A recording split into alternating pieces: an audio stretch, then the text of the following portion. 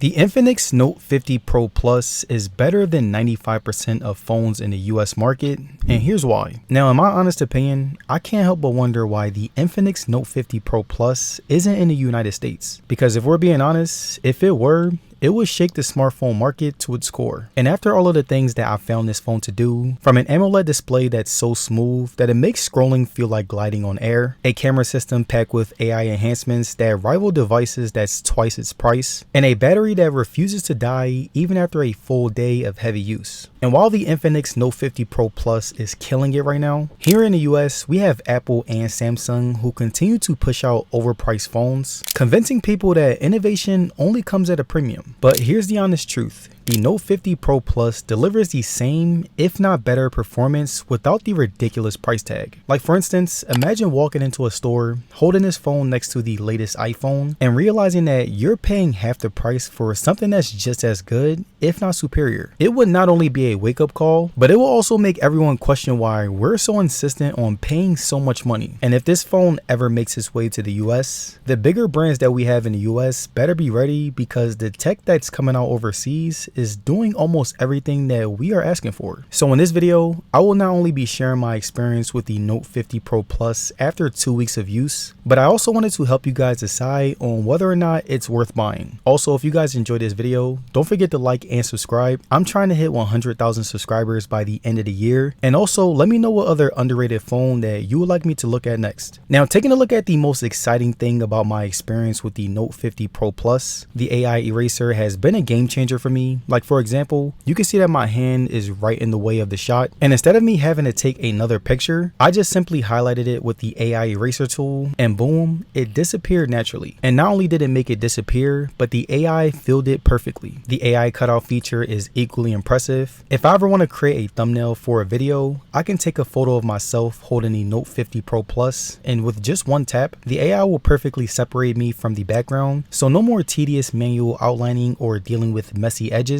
What used to take me 15 to 20 minutes in Photoshop now takes me literally seconds. And what really blows my mind is how accurate these features are. The AI understands depth, lighting, and textures, so when it removes objects or cuts out subjects, it maintains the natural look of that image. No weird artifacts or obvious editing marks that you might get with traditional editing tools. And also, let me show you how I've been using other AI features that have made this phone a productivity powerhouse. The AI writing assistant has become my go-to tool for drafting scripts and social media posts. Whenever I'm stuck on how to phrase something, I just type a rough idea, and the AI helps me refine it into clear, engaging content. The AI note-taking feature is another game changer. During meetings or whenever I'm filming B-roll, I can record audio, and the AI automatically transcribes it while highlighting key points. And what's even cooler is that it can summarize long conversations into bullet points, saving me hours of review time. I can even ask questions about my notes, and the AI helps me find specific information instantly. And another cool feature was the AI wallpaper generator. This might sound like a small feature, but I've become slightly addicted to it. I can describe any scene I want in the text box above, and the AI will create unique wallpapers that perfectly match my vision. I've even used generated wallpapers in my thumbnails or pictures, and the quality was very impressive, and it saves me from endlessly scrolling through wallpaper websites or stock photos. And you can do many more things with AI, but these were the only things that I actually used and tested. And if I were to tell you about all the things that AI can do, then we'd be here all day. Now, the Infinix Note 50 Pro Plus has been an absolute game changer for me over these past 2 weeks. From the moment I started using it, I've been blown away with how it handles everything that I throw at it. And one of the biggest highlights for me has been the 90-watt fast charging. It's crazy how I can go from 0 to 100% in about 35 minutes. And on top of that, the 30-watt wireless charging is a lifesaver. I can just drop it on my wireless charger while I'm working or watching something, and it also charges up surprisingly fast. Battery life has also been solid too.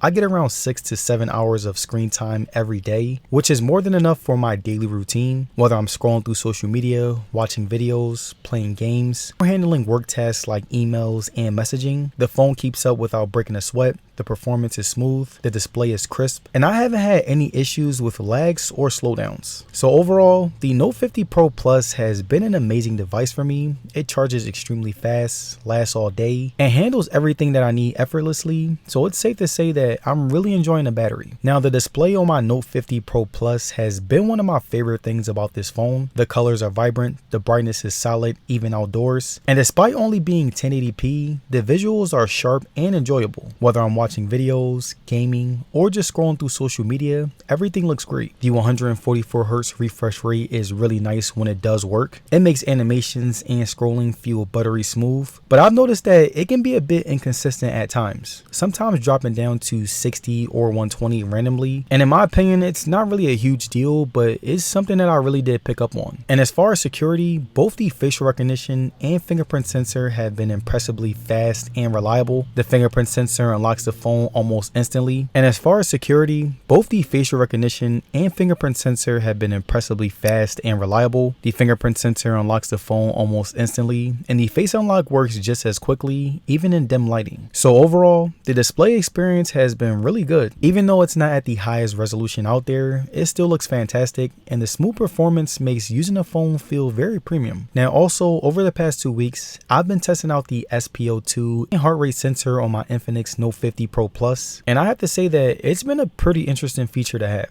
It's not something that I use constantly, but I did test it out, and the process was very quick and easy. The accuracy seems decent for a phone sensor, though I wouldn't rely on it over medical grade equipment. It's more of a nice to have feature rather than something that I'd use for serious health tracking, but still, it's cool to be able to check my stats whenever I want to without needing a separate device. The performance on the chip in my Infinix Note 50 Pro Plus has been absolutely fantastic over the past 2 weeks. No matter what I throw at it, whether it's gaming, multitasking, or just everyday use, the phone handles everything smoothly. Apps open quickly, there's barely any lag, and switching between tasks felt effortless. Gaming has been a great experience too. I play some pretty demanding games, and the phone still holds up really well. The frame rate stays stable for the most part, and I haven't noticed any major slowdowns or overheating. Even when I'm multitasking, jumping between social media, streaming videos, and messaging, the performance has remained consistent. The haptic feedback on my Infinix Note 50 Pro Plus has also been surprisingly great. Every tap, swipe, and key press feels sharp and precise, making the overall experience feel more premium. Whether I'm typing or navigating through the UI, the vibrations felt subtle yet satisfying, not too weak or overly aggressive like some phones tend to be. It's one of those small details that really adds to the enjoyment of using the Note 50 Pro Plus. And as for build quality, it has been holding up very well. The phone feels solid in my hands, and despite daily use, I haven't noticed any major scratches or wear, and it has a nice premium feel to it, which is pretty impressive for the price. That said, I do have to acknowledge that compared to other mid-range phones in the US, the durability is a bit behind. The IP64 rating means that it has decent dust and water resistance, but is still inferior to even some budget phones that offer better protection. And I wouldn't feel too confident if I accidentally dropped it in water or took it out in heavy rain. So overall, the build quality and haptics have been excellent for me, but I do wish that this phone had more durability to match its otherwise premium feel. The software stability on my Note 50 Pro Plus has been pretty good overall. For the most part, everything runs very smoothly, apps open quickly, animations are fluid, and I don't run into many issues in daily use. I've enjoyed how responsive the phone feels, and it hasn't given me any major headaches. That being said though, it's not perfect. I do get occasional lags here and there, especially when a lot of apps are running in the background. It's nothing too serious, but it is noticeable at times. Another downside is the software updates. The phone only gets 2 years of updates, which is a bit disappointing compared to other brands that offer longer support. So while the software experience is solid right now,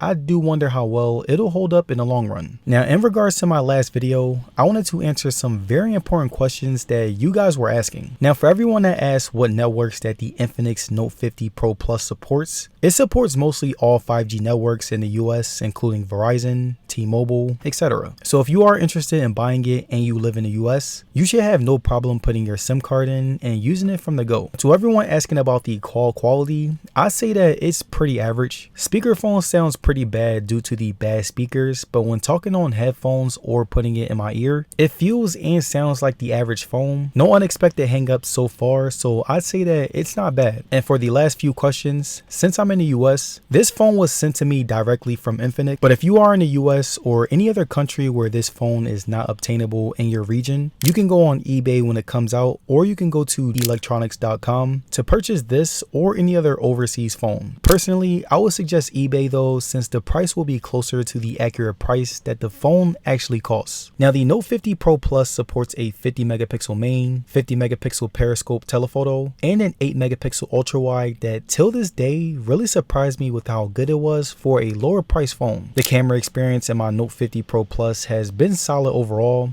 For everyday photos, the quality is great. The colors are vibrant, the details are sharp, and it does a good job with dynamic range. Whether I'm taking pictures of people, food, or landscapes, the results come out usually looking very nice without too much effort. Selfies turned out well with good skin tones and enough detail to make them look natural. The front camera does a good job in most lighting conditions, though in lower light it can struggle a bit with sharpness. The video quality on my Note 50 Pro Plus has been pretty good overall. When the lighting is right, the footage comes out very sharp with good colors and decent stabilization, or even quick action shots. The videos turned out very well. However, it does struggle a bit when it comes to consistent lighting. If I'm moving from a bright area to a dark one, or if the lighting changes suddenly, the exposure adjustment can be a little slow or uneven. In my opinion, it's not a deal breaker, and for casual recording, it does get the job done, but I do think that some software improvements could make the video experience even better. But despite that, I've still enjoyed it, and with a little effort, it can get you some really nice shots. So after spending 2 weeks with the Infinix Note 50 Pro Plus, I can confidently say that this phone impressed me in many ways. The battery life is fantastic, the refresh rate is amazing, and the cameras are versatile and capable, especially for the price point. The performance has been solid for everything from gaming to multitasking, and the build quality feels premium with great haptic feedback. And despite its drawbacks, I really do feel like if this phone released in the US, it would be serious competition from most mid-range to even high-range phones. So overall, considering its price point, this phone delivers exceptional value, and if you can get your hands on one, it's definitely worth considering as your next smartphone. Peace.